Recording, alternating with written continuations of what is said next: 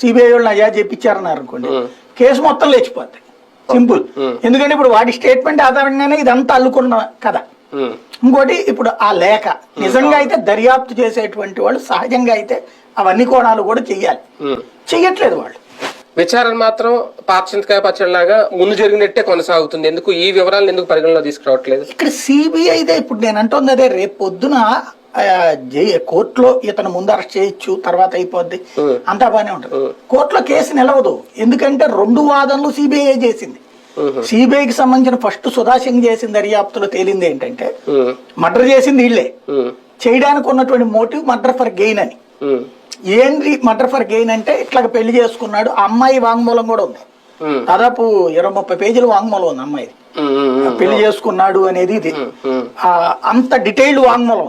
అందులో కుటుంబం అంతా ఎలా కాదు, సుధా సింగ్ ముందు, రామ్ సింగ్ కు ముందు సుధా అనేటువంటి లేడీ ఆఫీసర్ చేసింది ఫస్ట్ ఇన్వెస్టిగేషన్. ఆవిడ చేసి ఆవిడ కోర్టుకు కూడా సబ్మిట్ చేసింది. అదేదో దాచుకుంటే మళ్ళీ తెలిసేదిగా, సిబిఐ కాగితాలు దించేసి ఇది పెట్టచ్చు. బట్ ఆవిడ కోర్టుకు సబ్మిట్ చేసి వెళ్ళింది. వెళ్ళేటప్పుడు కోర్టుకు సబ్మిట్ చేసిన పేపర్ లో 2-3 కోణాలని టచ్ చేసింది. ఫస్ట్ కోణం ఏంటంటే వివేకానంద రెడ్డికి డబ్బులు టైట్ అయిపోయినాయి బాగా. అంటే ఇందులో ఎందుకు ఆ మొక్క రాసిందంటే ఇందులో బెంగళూరు సెటిల్మెంట్ కేసు ఉంది అన్నటువంటి పాయింట్ కి రాసింది. ఏమనంటే బెంగళూరు సెటిల్మెంట్ అన్న ఆ మనుషుల దగ్గర కూడా వెళ్ళింది ఆవిడ. వెళ్ళి వాళ్ళని కూడా ఇంటరాగేట్ చేసింది. వాళ్ళు ఏం చెప్పారంటే ఒక ఫేక్ డాక్యుమెంట్, వాడు అసలు ఆ డాక్యుమెంట్